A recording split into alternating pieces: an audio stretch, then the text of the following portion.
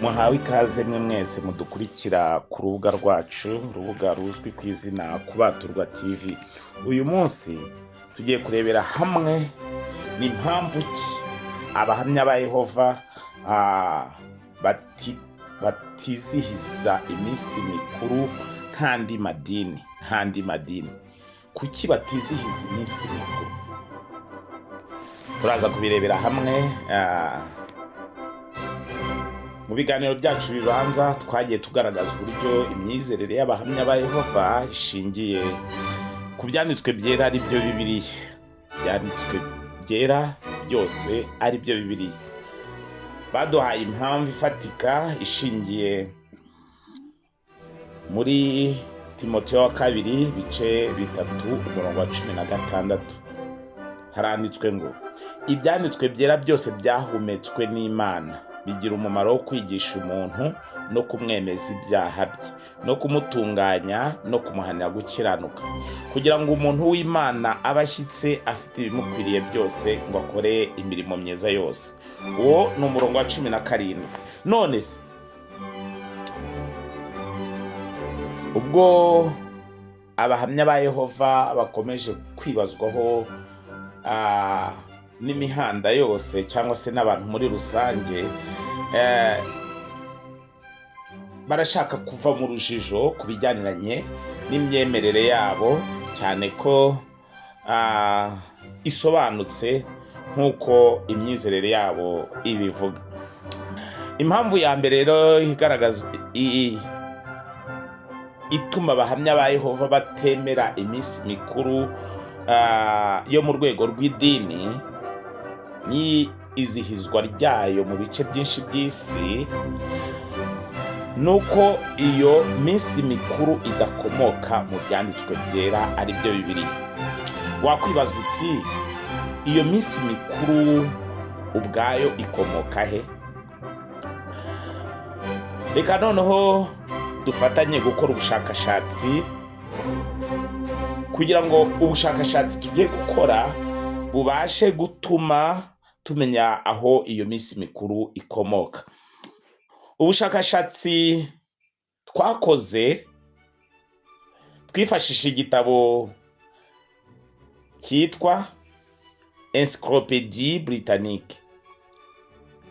Igaragaza umunsi mukuru wa mbere bita Pasika.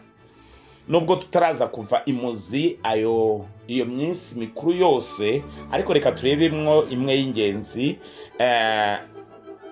Iyo umuntu yaba avuga ati iyo bajya gusanisha n'ibyanditswe hagamijwe kugira ngo ikorwe, ndavuga amadini. Pasika, iki gitabo Encyclopédie Britannique kivuga ko Pasika ari umunsi mukuru wizihizwa utaragaragaraga mbere. Iki gitabo kiraza kutwereka aho Pasika yaje ikomoka. None se Pasika yaje ite? Pasika ifite inkomoko ya gipagani, nubwo umunsi mukuru uvugwa ko ari uwo kwizihiza izuka rya Yesu. Imihango ijyaniranye n'uwo munsi ni ya gipagani. Dukurikije iki gitabo kizwi ku izina Encyclopédie Britannique, nifashije igitabo Catholic Encyclopedia, baduhaye urugero rwerekeye urukwavu rwa Pasika. Hari ahantu mu bihugu bimwe na bimwe byizihiza iminsi mikuru ijyaniranye na Pasika bagira ngo umunsi w'urukwavu rwa Pasika. Uru rukwavu rwa Pasika rumenyerewe mu bihugu byinshi. Uru rukwavu rukaba ari nk'ikimenyetso cya gipagani kuva kera. Rwagereranywaga cyangwa se bwashushanyaga uburumbuke, nk'uko twifashishije iki gitabo Encyclopédie Catholique. Noneho reka turebe undi munsi mukuru wizihizwa n'abantu mu isi ariko twifashishije igitabo cyitwa The World Book Encyclopedia, ubunani bwakomotse. Iki gitabo The World Book Encyclopedia kitubwira ko inkomoko y'ubunani yari umuhango ujyaniranye n'umunsi mukuru. Ese uwo munsi mukuru wari uwuhe? Iki gitabo, ndavuga igitabo The World Book Encyclopedia, kigira kiti: mu mwaka wa 46 mbere yo kubara kwacu, cyangwa se mbere ya Yesu, nibwo umutegetsi w'Abaroma witwaga Yuliyo Kayisari yashyizeho itariki ya mbere Mutarama ngo ibe umunsi, cyangwa se umunsi ukwiye kwizihizwaho ubunani. Ibinyuranye nubwo uwo munsi washyizweho mu bihugu, kubera ko dusa nkaho turushanwa amasaha, buri gihugu gikora uwo munsi mu buryo cyagize ute cyagennye. Abaroma bari bariyeguriye, cyangwa se bari bareguriye uwo munsi imana zabo, cyangwa se ibigirwamana byabo, ko ari umunsi w'Imana w'amarembo. Kubw'ibyo kwizihiza ubunani bikomoka mu migenzo y'abapagani. Dukurikije iki gitabo The World Book Encyclopedia, indi minsi mikuru ntidushobora kuyisuzuma yose uko yakabaye, uko ikorwa ku isi.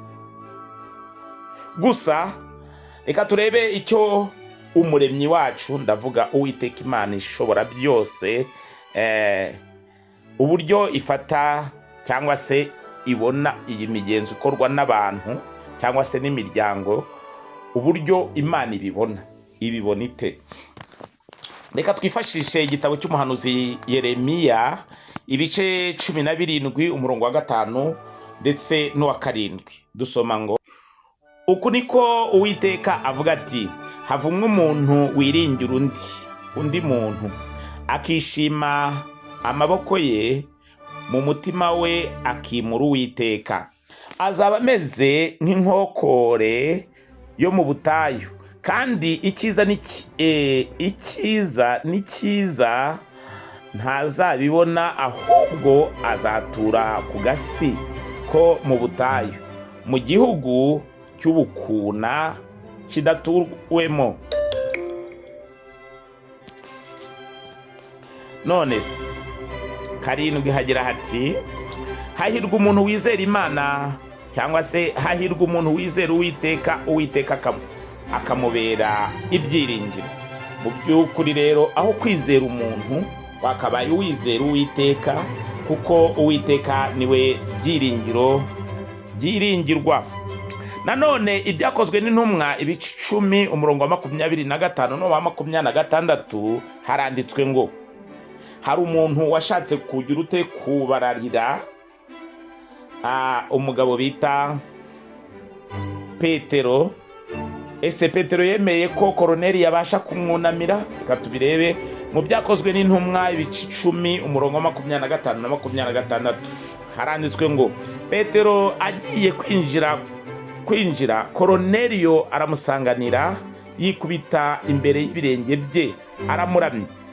Ariko Petero aramuhagurutsa ati: haguruka, nanjye ndi umuntu nkawe. Mu by'ukuri rero, ntibikwiye ko umuntu wakabaye umuramya. Wibuke ko iminsi mikuru yo mu rwego rw'idini ishobora gushimisha Imana cyangwa se ntiyishimishe.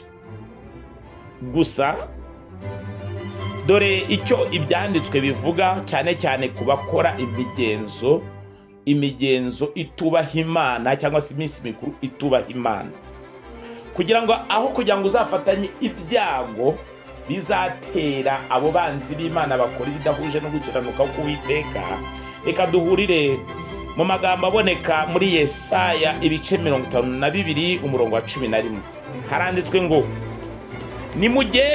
nimugende musohokemo, ntimukore ku kintu cyose gihumanye, muve muri Babuloni hagati, yemwe bahetsi baheka ibintu by'Uwiteka, murajye mwiyeza.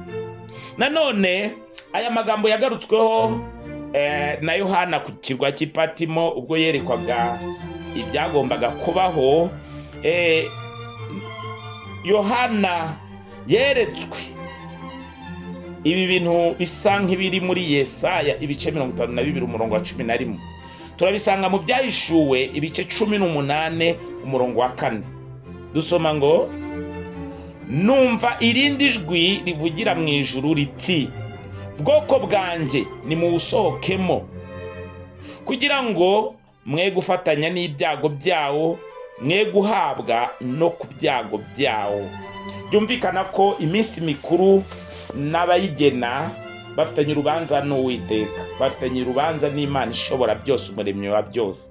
Byumvikana ko nkurikije izi nsanganyamatsiko z'ibitabo byabo ubwabo, zigaragaza ko ibintu bakora ari ibintu by'ibihangano, ari ibintu by'ubwabo biremeye bidashingiye ku ijambo ry'Imana. Nk'aha twagiye tubona ukuntu bafite amayeri adasanzwe, bakabyitirira umunsi usa nk'aho wakabaye wizihizwa mu rwego rwo gushaka kugoreka amahame y'Imana akiranuka. Babyitirira Pasika ngo ni umunsi w'izuka rya Yesu, n'ibindi. Bavuga bati Noheri nk'iyo minsi, ariko ibyanditswe bitafite icyo bigaragaza ko iminsi ikwiriye kugira kwizihizwa. Ni mucyo rero turushaho kugengwa n'ijambo ry'Imana ryahumetswe, dufata mu nkokora cyangwa se dufatanya n'abavandimwe b'abahamya ba Yehova mukagaragaza ko Imana ari iyera mu byo yandikishije. Dutangira twarebeye hamwe amagambo aboneka muri Timoteyo wa 2 ibice 3 umurongo wa 16 n'uwa 17. Twisomeye tugira haranditswe ngo, ibyanditswe byera byose byahumetswe n'Imana bigira umumaro wo kwigisha umuntu no kumwemeza ibyaha bye no kumutunganya no kumuhanira gukiranuka. Nyamuneka nimuze turushaho kwiga ijambo ry'Imana ryahumetswe kugira ngo tuzabone ibyasezeranijwe nitutagwa isari, nitutiriundumurira mu by'ab'iki gihe bagoreka ijambo ry'Imana ry'ubuhanuzi.